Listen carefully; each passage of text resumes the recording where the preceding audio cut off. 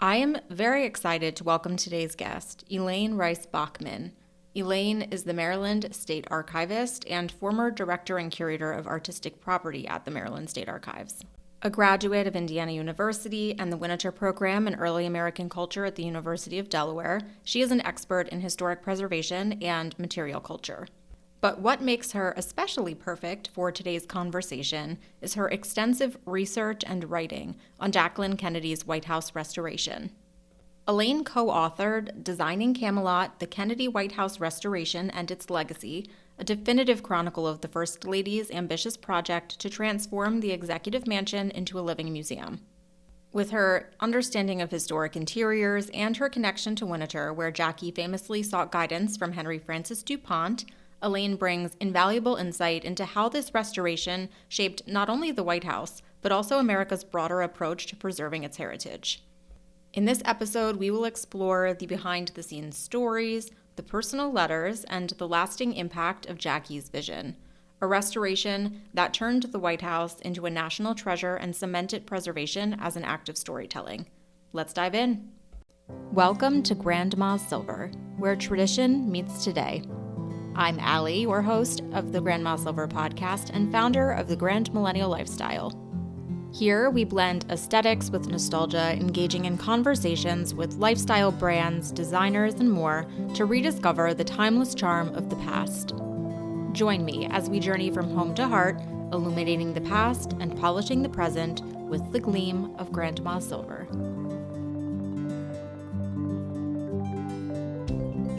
Elaine, I'm very excited to talk with you today. We have a lot to cover, so I'll dive right in. If we could start by just having you introduce yourself, letting folks know who you are, what you do, I think will help to provide a little more context for the rest of this conversation.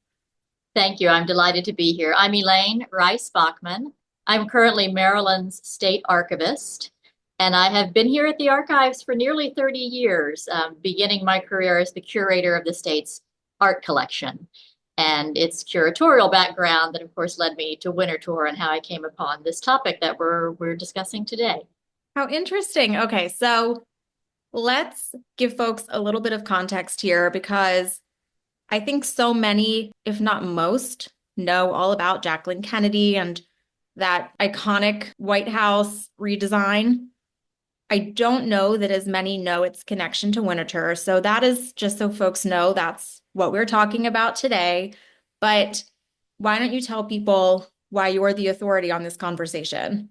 Thank you. Yes. I mean, I think it's interesting. I think contemporary audiences feel like they know who Jacqueline Kennedy is because she is so much associated with style and this period of being a first lady. But there was a great deal of substance behind that style, and that really is demonstrated through her restoration of the White House. And in conducting that restoration, she reached out to the nation's foremost expert in American decorative arts.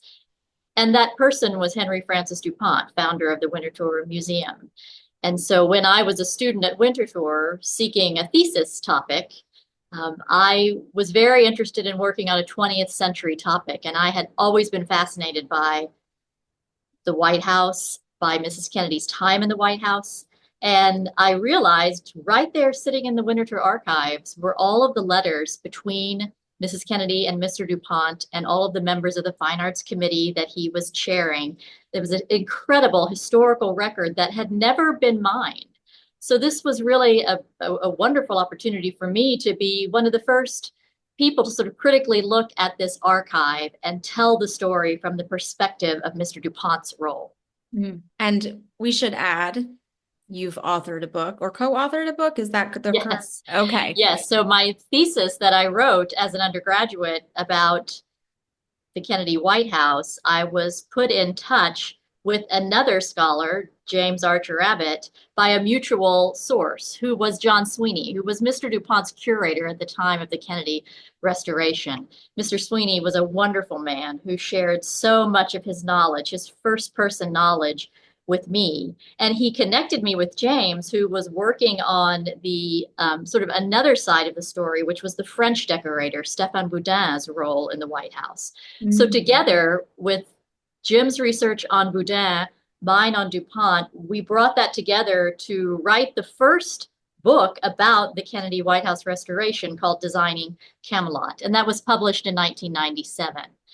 We very fortunately in 2021 were asked by the White House Historical Association to do a new edition of that book in honor of the 60th anniversary of the founding of the White House Historical Association, founded by Jacqueline Kennedy herself. Mm-hmm. So in her honor, the new edition was published. So it was just a brilliant opportunity to revisit that earlier research and really brought home to me the importance of that oral history that we were able to get in 1997, because by 2021, so many of those people who had participated directly with the White House restoration of the Kennedy administration were gone. So it was a great reminder of the importance of first-person history when you're working on a recent topic and you can talk to people. It's a brilliant primary source that you just can't recreate through documents. I will start by saying I'm the proud owner of the updated version, and I can't recommend it enough. I actually asked, my husband got it for me a couple of Christmases ago. I was so excited to dive into it. It is fascinating, especially for us design enthusiasts and lovers of design and interiors, and even of Jacqueline Kennedy, and just incredible. I will make sure, and I'll just say this right away, we can make sure that in the show notes, we're linking to that so folks can find it easily. Can't recommend it enough. And of course, a lot of the information that we'll talk about today will be information folks can read more about in the book.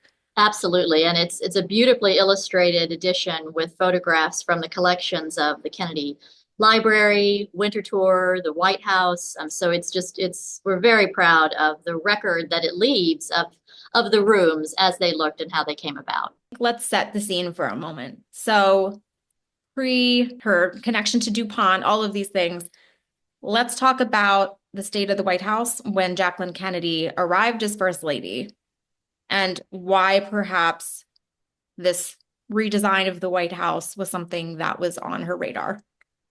Well, she was a very astute person who had grown up in, fine houses, was accustomed to fine interiors, and knew something about how people in Europe who were in government and were living in sort of palaces. She knew something about how grand public residences should look. In looking at the White House in 1961, it was really not changed much from how she had experienced it as a child when she visited when she was 11 with her mother and sister.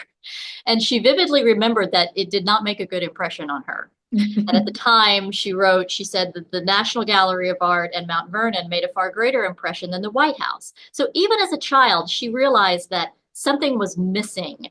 There wasn't a sense of history present in that house. So when she had the opportunity to revisit it again as the incoming First Lady, she realized it still lacked that history that she was looking for. And she knew that she would make that her sort of mission as First Lady.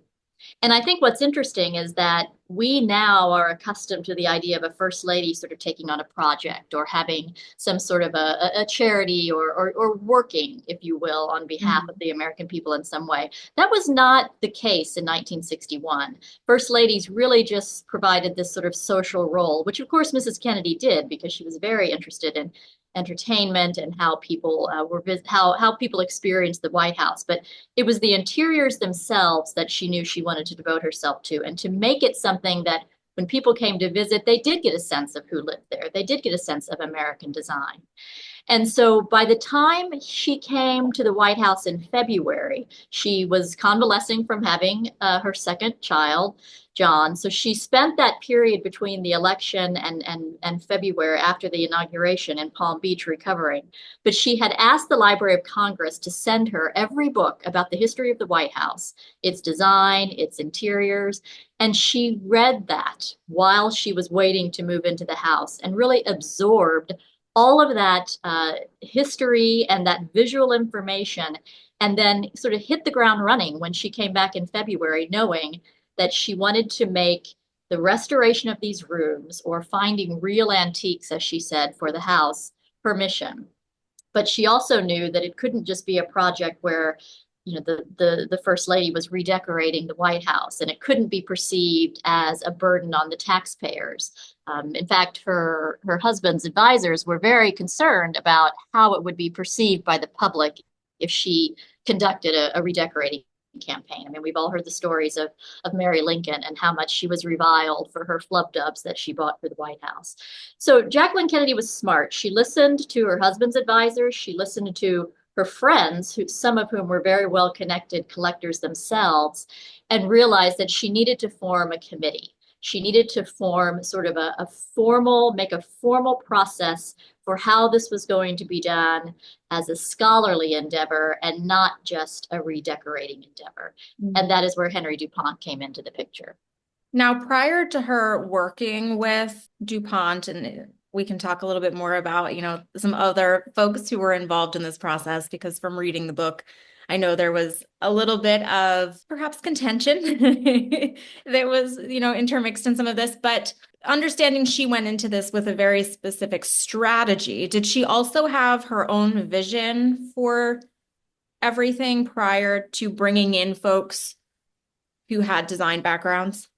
Absolutely. I think that is where her own experience in decorating her houses prior to the White House, where she was advised very closely by Sister Parrish, another very important American designer of the 20th century, again, by her friends who were collectors. I mean, she had a sense of the grandeur that she wanted to bring to this. She personally was very interested in French history. She spoke perfect French. She had studied at the Sorbonne. She knew that the earliest interiors of the White House, which really wasn't formally decorated until around 1810, after it was built in 1802, was very much influenced by French design, because at that time, the early presidents were purchasing furnishings in France. She had read about this. So there was a very distinct sort of continental flavor to period interiors of the early 19th century. So she was very interested in that.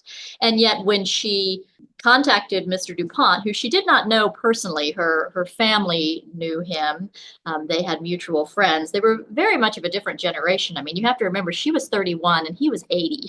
Right. So this was a very, they were of two different generations. I think she was very deferential to what he had done at Winterthur. She was very deferential to his scholarship, but he was very much an Americanist, if you will. I mean, that was his whole impetus of collecting. He wanted to collect American design of the period of handcrafted furniture up until the machine age. So whether or not his interiors that he was creating were always historically accurate, they definitely had a certain aesthetic that wasn't always the same aesthetic that she had in mind. There was sort of a simplicity or a plainness or a symmetrical nature to some of Mr. DuPont's design aesthetic, whereas Mrs. Kennedy, in thinking about those grand palaces of France that she had spent time in when she was over at the Sorbonne, really knew that the White House, the scale of its rooms, required sort of decorating on a grand scale. And she and her husband wanted to create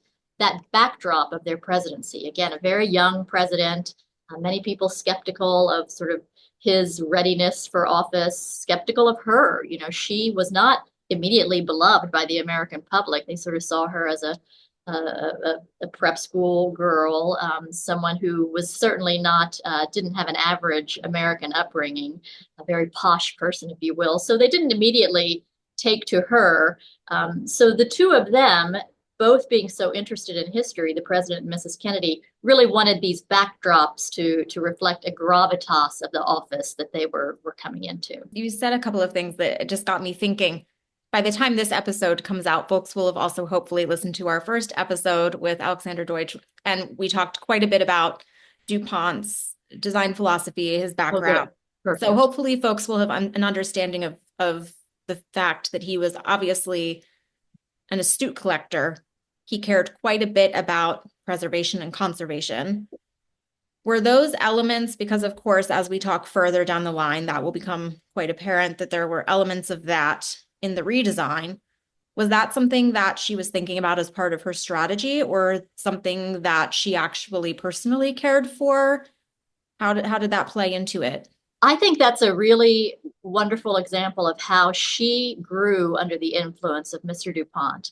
And I say that because initially, when she set out to do this and when they formed their committee and they thought about the kinds of objects they wanted to bring into the house, she was very focused on 1802 because that was the original period of the White House's construction. And Mr. DuPont very quickly, and you see this through their letters, hundreds of letters written between them and sort of advice going back and forth. He very much wanted to change her mind about staying in one certain period. And he partly did that by commissioning the editors of the John Adams papers and the Madison papers. And I want to make sure that's correct, so I might offer a correction there.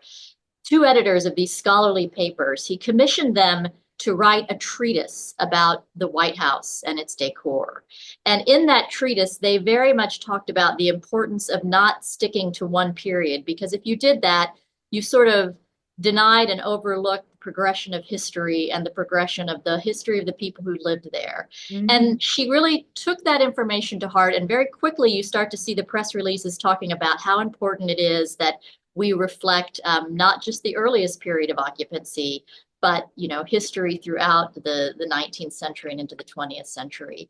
And she also really took to heart the advice, again, this was from both DuPont and from Stéphane Boudin, to look at the architecture of a room and have the interiors reflect the history and preserve any architecture that is of importance, and not cover over it or remove it. And I say that because if people understand the history of the White House, they know it was added onto many times. Mm-hmm. And its most significant renovation occurred during the period of Teddy Roosevelt's presidency, when the very esteemed architectural firm of McKim, Mead, and White altered the interior design of two of the major rooms, the state dining room and the east room, adding architectural details that were very significant and not easily removed.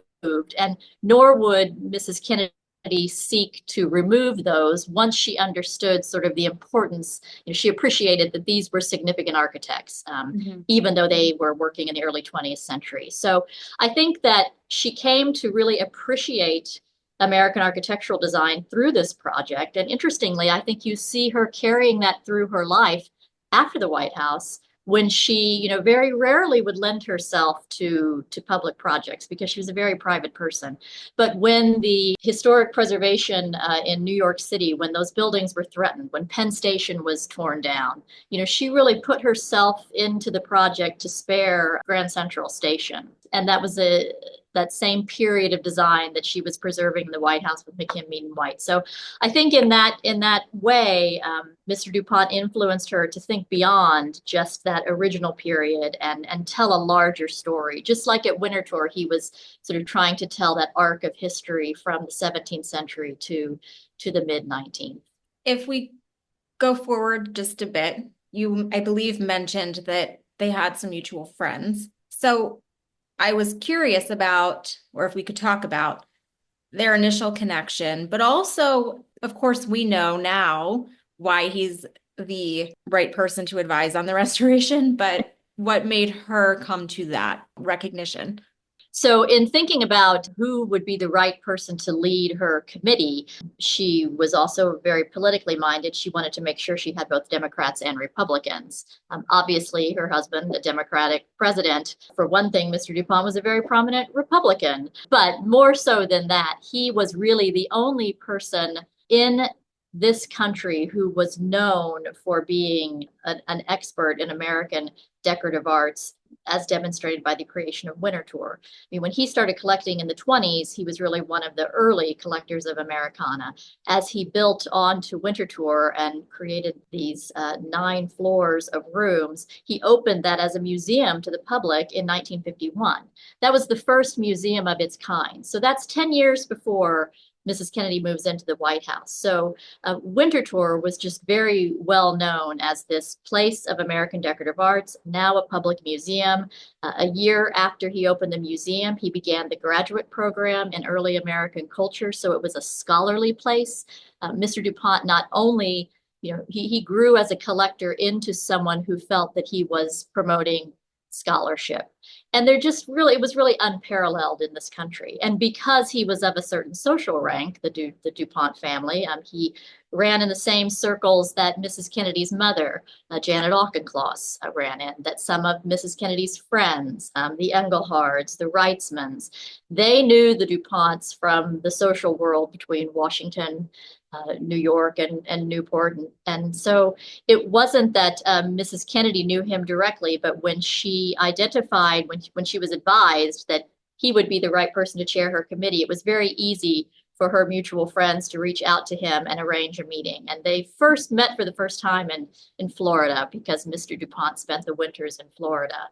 And she sort of wrote him a very poignant note before they had ever met, asking about his interest in this fine arts committee. And he just enthusiastically embraced this role, because I think it really validated all that he had worked for in his life, to be seen as an authority, to have this, very glamorous and important young woman, looking to him to lead an effort on behalf of the American people. I think he was tremendously proud to play that role and embraced it. I mean, again, here's an 80-year-old man. They met briefly in Florida.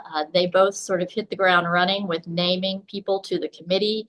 He began seeking support from various auctioneers and antiques dealers, knowing the period of interest in the White House, sort of setting the stage for obtaining objects. When he did get back up from Florida, he took a trip to the White House to sort of see the rooms for himself and get a sense. And he left this list. He made a list of each of the rooms, and talking about what he thought each room needed to sort of be filled out with the appropriate period antiques. And he noted at that time that there were only 2 chairs of any value in the whole house worth keeping. And an interesting thing for Winterthur scholars is those 2 chairs happened to have been given by his own sister, Louise Crowninshield, to an earlier restoration. So, I mean, it's a little funny to read that now and imagine he went through the whole house and only found 2 chairs that he liked. But that was sort of the critical eye he was bringing to this, and the energy that he brought to this. Now, of course, as an advisor, he had lots of influence, but were there any specific contributions that he's credited for in all of this? Well, I think more so than any sort of objects, because he did give a few things, it was more just his overall sort of oversight of the project, if you will. And it was very much, it ultimately became more of a figurehead than someone who was really running sort of active committee meetings, because although there were many people named on these committees, and I should say there was a sort of a committee that was largely comprised of wealthy collectors themselves, people whose influence and whose money could help drive this project, because it did not have a budget. Mm-hmm. When she moved into the White House, she spent the $50,000 that was given to her family. She spent that in the first 2 weeks on the private room. So there was no public money going into this. She knew she had to raise money. So there was that committee.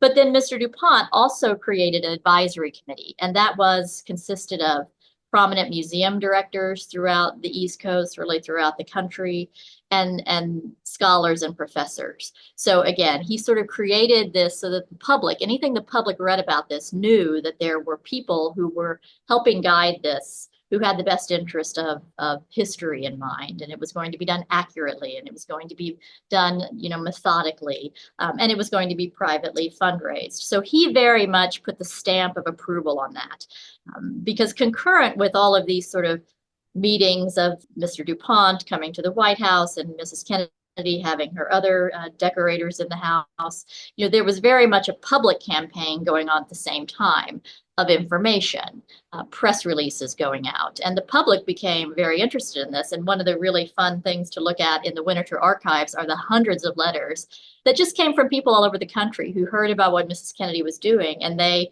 wanted to be a part of it. They wanted to offer, grandma's rocker or, something they had in their house that they thought might be of interest. And very rarely did anything come about from those kinds of inquiries, but it showed the level of interest that Mr. DuPont was really the front person of, sort of taking in all of that mail and responding on behalf of the White House. But very directly, I think he focused his first attention on the green room. And if you could say there's a room that most reflects his interest, it's that first iteration of the green room, because it was he identified it to be, a federal period room. It was very much his design of a reworking of the existing curtains to be in the style that he felt was more appropriate, federal period from New England, furnishings, and very much a symmetrical design, much like the rooms at Winterthur. So that was his really first room that was being redesigned. And from then on out, his direct role was sporadic, but always he had that figurehead role. Now, you touched on something which I think is important, or at least my own curiosity, perhaps others, the impact not only of perhaps H.F. DuPont's influence, but she visited Winterthur during, I don't know the time span of her visit in comparison to when all of this was going on, but are there elements or things she took away from that visit in particular that carried over into the restoration? Yes, she came very early, and it was her first trip to Winterthur. Again, a place she had heard of, had known of, but she made a visit in May of 1961. So again, just a couple months after Mr. DuPont has gotten involved, he invited her to come. She brought with her Jane Reitzman, along with Mary Lasker and another guest. They flew up on the Caroline, the president's private jet, flew into Newcastle, Delaware, and Mr. DuPont met them at the airport with his driver, and they drove up to Winterthur and spent the morning touring, and then she had a lunch with some of the members of the boards of director. She had an afternoon nap at his home at Winterthur, because he still lived on the property, but in what they called the cottage. And then had a dinner there that evening. And she, I think, was very moved by seeing him in those rooms explaining, the history of each object. She toured with John Sweeney, the wonderful gentleman whom I was able to meet years and years later, who was Mr. DuPont's curator. And I think it made a real impression on her. And I know it made an impression on the guests, because when they were leaving that evening, flying back, one of them wrote out a $10,000 check to Mrs. Kennedy in donation to her project so that she could start to realize some of her goals for the White House. They were so taken with the potential that they saw at Winterthur. And I think that visit also meant so much to Mr. DuPont, because Mrs. Kennedy was so gracious in thanking him, always thanking him for his role. She wrote some really wonderful letters to him, but the thank you note that she wrote to him after that visit is so remarkable, because she talks about in the end comparing, the fact that America could produce astronauts. It's so wonderful that we can produce astronauts, but it's even greater that we can produce people like you. So Wow. she was a marvelous letter writer. But I think that he very much appreciated that she came, took that time, and she was always very grateful for the time that he spent on the project. This is a little off topic, but you touched on, of course, some of her social circle. And even earlier talking about, of course, her very well-known family. Were there influences that she was hearing there? Because, of course, members of her family, her sister in particular, are very well known for their own style and design. So were those folks in her ear at all during this process? I think her friends were, less so Lee Radziwill. She was sort of busy with her young family and lived abroad at that time, but very much Mrs. Kennedy's friends, including Sister Parrish, the designer, but Jane Reitzman in particular, who was a collector of French decorative arts. It was very much Jane Reitzman who had the close relationship with Stéphane Boudin, the French director of Janssen, who was very much a society decorator, had decorated some of the, most prominent residences in Europe at the time, had been decorating even in Washington, D.C. As well. So Jane Reitzman really had that connection to Boudin, and it was that relationship that allowed Mrs. Kennedy to sort of bring him sort of secretly into the project, because she, of course, wanted to see what he thought about these rooms. And he had very different ideas than Mr. DuPont in some cases. And it's a very interesting back and forth in the letters about certain decisions. Mr. DuPont advocating for something and knowing that Boudin is advocating for something else. And although Mr. DuPont was aware of Boudin's role, the public certainly was not. And Mrs. Kennedy understood that if the American people thought that a French decorator was coming in and redecorating the White House, that would not be a popular thing. And actually, his role was later exposed in 1962 in sort of a series of these scandalous articles that ran in the Washington Post by the journalist Maxine Cheshire, and it caused quite a hubbub. But the fact is that Stephen Boudin was very involved, and some of the rooms, including the red room and the blue room, very much reflect his design aesthetic and a far more sort of grand palatial decorating than the more antiquarian American look of Mr. DuPont. Interesting. You mentioned a handful of things like budget, perhaps even selling and pitching the idea to the American people. Would you say those were some of her biggest? Because this is where I'm going with this is a very tedious, detailed, ambitious project. So surely there are challenges attached to that, especially when you go in with something like a very specific vision. Yeah, a very expensive vision. And absolutely, budget was the biggest problem. And the early letters and the early communication with dealers, it's always about the budget, and it's always about finding, if they find the correct suite of furniture, or they find the right upholstery fabric, they're asking Scalamandre to give them a deal on it. Can we have a special rate? Or they're looking for a donor who can pay for it and then donate it to the White House. And so she very much early on used that model of find a donor and then get it donated. A lot of things came to the White House on spec. If it was deemed to be the appropriate thing, she would find a donor for that. She was not afraid to ask people for things out of their own collection. I mean, very famously, Walter Annenberg had acquired the brilliant David Martin portrait of Benjamin Franklin in 1961 or 62. And Mr. DuPont knew about this acquisition. Her friends knew about this acquisition. She obviously thought it would be perfect for the White House. And she called Walter Annenberg, who had just purchased this, made this celebrated purchase for quite a lot of money, and personally asked him, to give that to the White House. And he recalled in his memoir, hanging up the phone and thinking, he couldn't believe how he had just got strong-armed.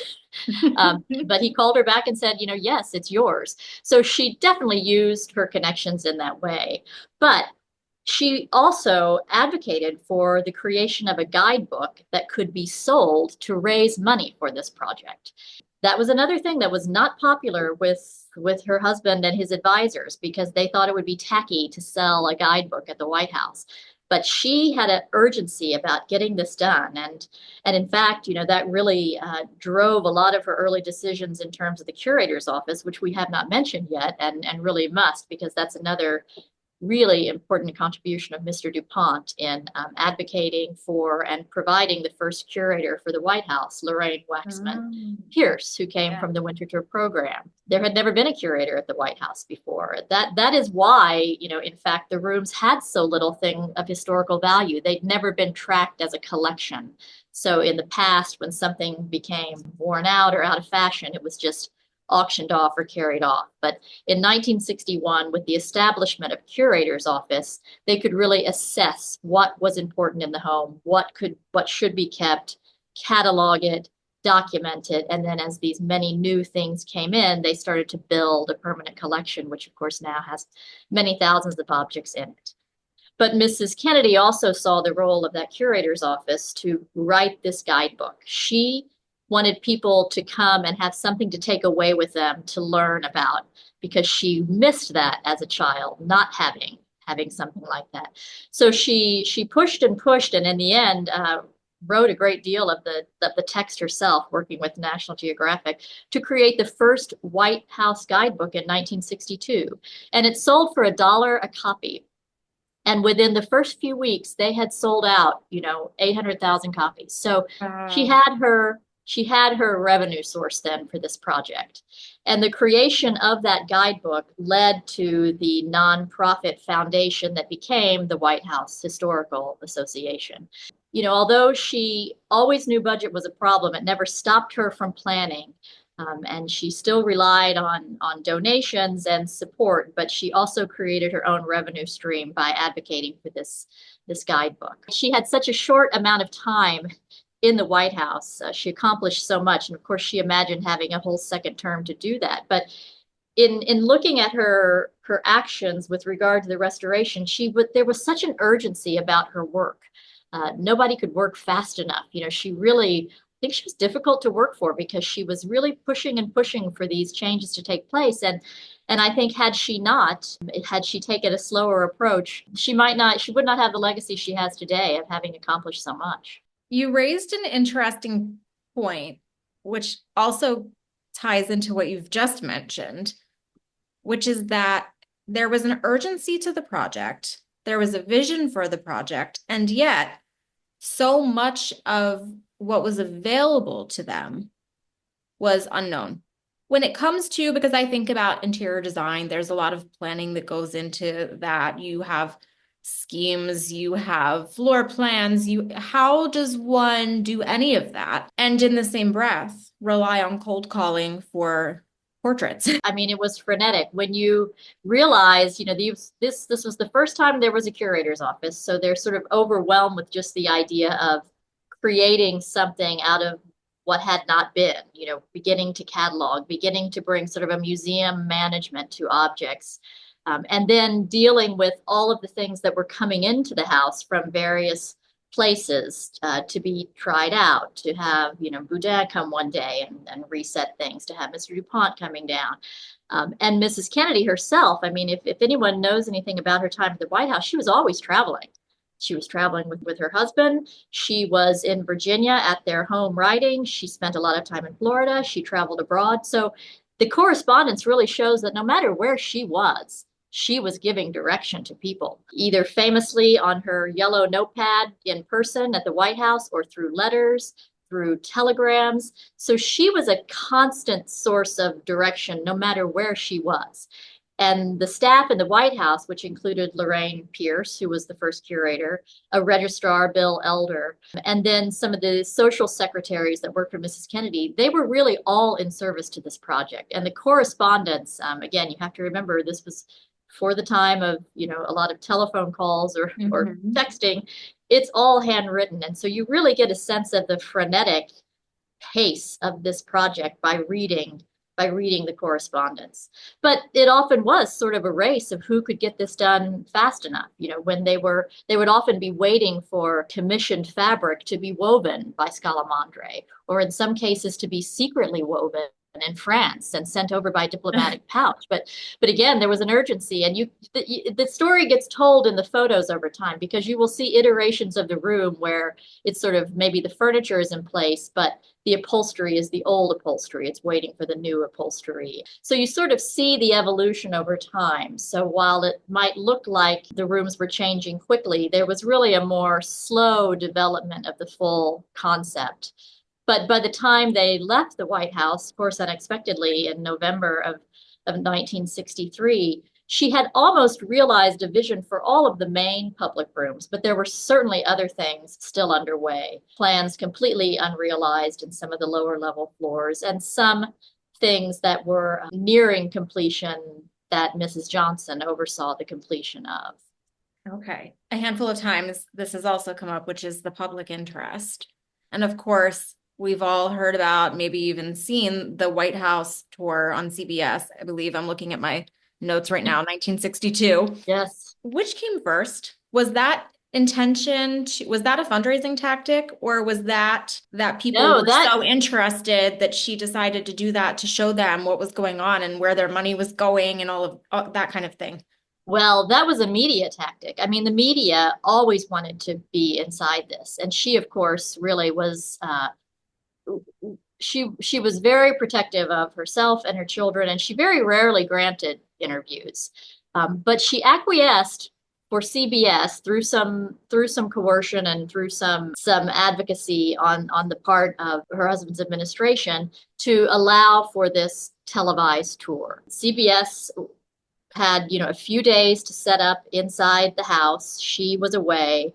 And she was going to arrive the morning of the taping, which took place late January 1962. And she showed up, put on the famous red suit, put on her wig. And, the producers, there's a wonderful book written by the director. They were really nervous about were they going to be able to capture all of this in one day. But she was so prepared. She had planned the route.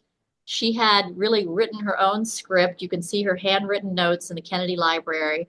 And she was ready. I mean, and they didn't have to do a single take more than once. I think there was Wow. one time where she gave, an incorrect answer and they had to reshoot something because she knew it was wrong. They, of course, didn't. And this tour, of course, is what sealed her in the American imagination of this woman who brought history and beauty to the White House. When it first aired on Valentine's Day of 1962, like 80 million households saw this. And then it was so popular, it was re-aired and ultimately was aired on all three networks because of its popularity. And I know to this day that it's that television tour that my mother still talked about. I wasn't born until 1968, so I didn't see it in person, but it had made such an impression on people all over the country because, of course, so many people had televisions then. So it was reaching my mother in Southern Indiana. It was reaching, farmers out in the West. It just was something that really democratized the White House, small d. And for this woman, Mrs. Kennedy, who was very much, not the average American, it made her so popular and people felt like she was giving a private tour of the White House. And as I've said often, it was like she was also giving an American history lesson to all of America because she was talking about the history of these rooms. She was talking about material culture, about why it was important to have an original antique sofa compared to something new, because this might be something that, was in the White House.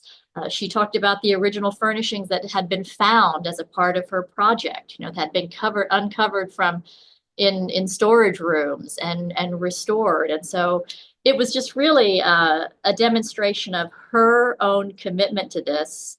She was very knowledgeable herself, and I think that really comes through in the tour also. And I think people felt very invited to the White House, and that shows up in the numbers. I mean, when you look at visitation of the White House, it tripled in the time that the Kennedys lived there because there was so much promotion of the White House as an accessible public place.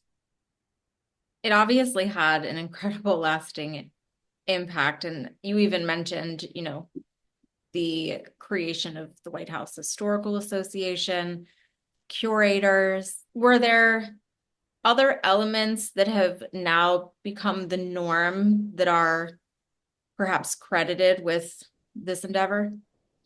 Oh, absolutely. I mean, it really is the watershed moment where this house that is a residence, but it also became a public place. It became a museum, if you will, because in addition to creating the Office of the Curator, a law was passed during the Kennedy administration that actually designated the interiors of the White House to be historically preserved and not just the exterior. And that all of the objects in the White House collection, it became a permanent collection, forever protected. So even if a future First Lady, because she was always thinking of that, didn't have her same interest and wanted to remove things, they would never be alienated from the collection. They would go into storage at the Smithsonian. So definitely in terms of the preservation of the house, it was a huge sea change that occurred because of her. But I think it also just changed people's perceptions of the White House, and every First Lady that came after her, whether they were particularly interested in interiors or not, and some of them very much were, and some even acquired more objects than she did. For instance, during Pat Nixon's time in the White House, Clement Conger, who was curator then, acquired an amazing amount of objects, but it would still always be Jacqueline Kennedy who was credited with this, creating a museum out of the White House. And the idea of having a committee that is in charge of sort of making decisions to protect its interiors was also established. It is now, it was called the Fine Arts Committee for the White House during Mr. DuPont's chairmanship. It is now the White House Preservation Committee, and it is also comprised of museum curators and scholars. So there's still very, very much this idea that a first lady doesn't just get to come in and do whatever she wants. These public Yeah. rooms are protected. She was there, like you said, for really a very short period of time. The impact. It's true. And she looked beyond the walls of the White House. I mean, she became so interested in preservation. And I think she really was sort of emboldened by the appreciation that she was getting for this role and sort of feeling like her work was meaningful. She became interested in the neighborhood outside the White House, for instance, in Lafayette Park. There were already plans for a multi-floor office building to be built right across from the White House.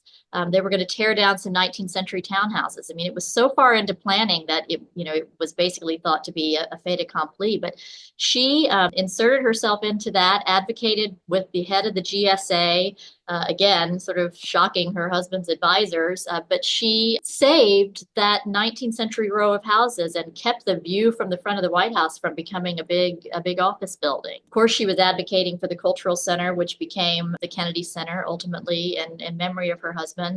And I think she took that advocacy for preservation, as I mentioned, with her throughout life, through her time in New York City as well. I'm curious, through your research, were there things that, now, of course, so much of it was probably a surprise and just so enlightening, but were there any little known stories or things that you found particularly surprising, either about Mrs. Kennedy or DuPont? I think when you read correspondence between people, you get insights into them. I'm continually surprised and delighted by the sense of humor that Mrs. Kennedy had. It just comes through in her writing as well. And then in getting to talk to people who worked directly with her. And as I said, I don't think she was an easy person to work for. In fact, Lorraine Pierce resigned from the curator's office just, almost less than a year after she was hired. And I was able to talk to Lorraine.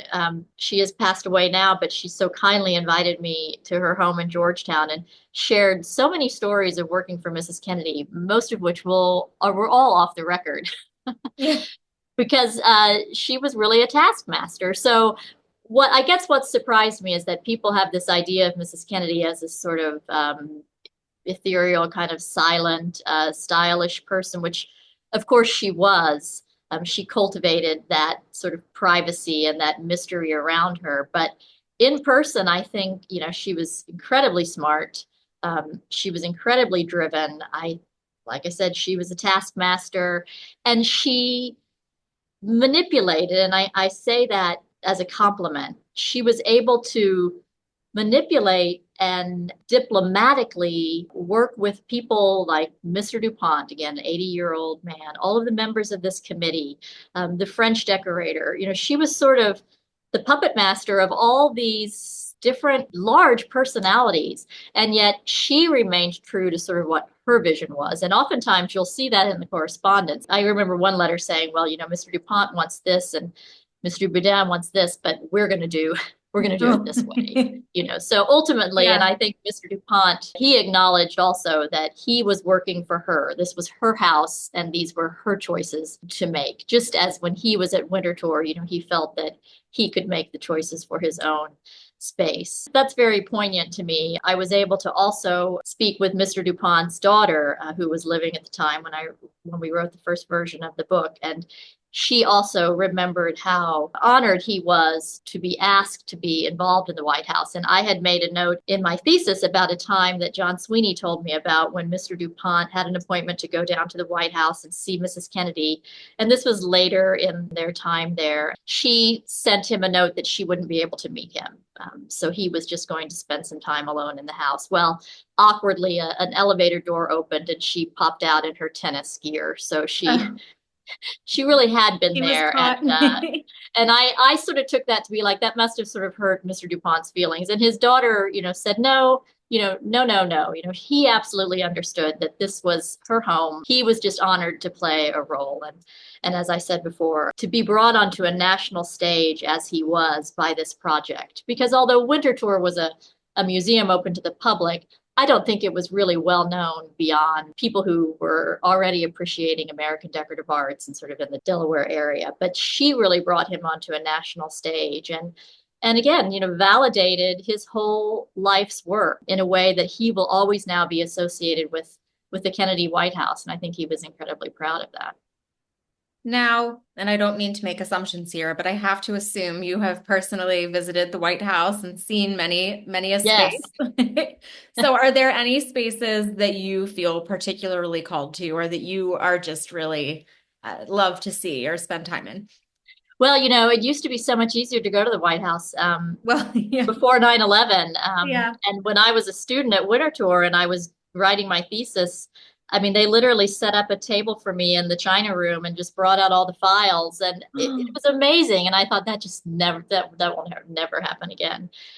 So I think I'm just as in awe of everyone else when you're in those public rooms and walking through them. And I just think about the change over time that they all go through, and yet you still have that green room, that red room, that blue room. Those were established long before Mrs. Kennedy, but in my mind, when I see them, I still see them as she envisioned them. So I think her influence is tremendous, and I bet if you ask anybody about who is the first lady, who restored the White House, it's just not.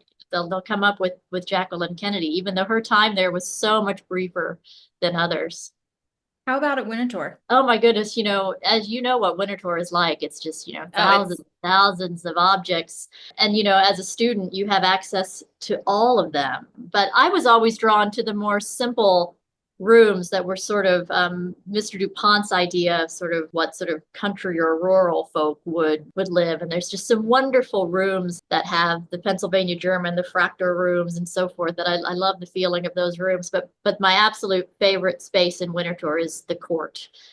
The court where the facades of the four New England houses are, and you sort of walk inside what used to be his badminton court, I believe, and it has a brick floor and Windsors, and it's as if you're outside in a New England court, and that is just magical. It's just magical. It was magical the first time I visited as a student, and it's still the place that my family wants to go to when we go back to Winterthur.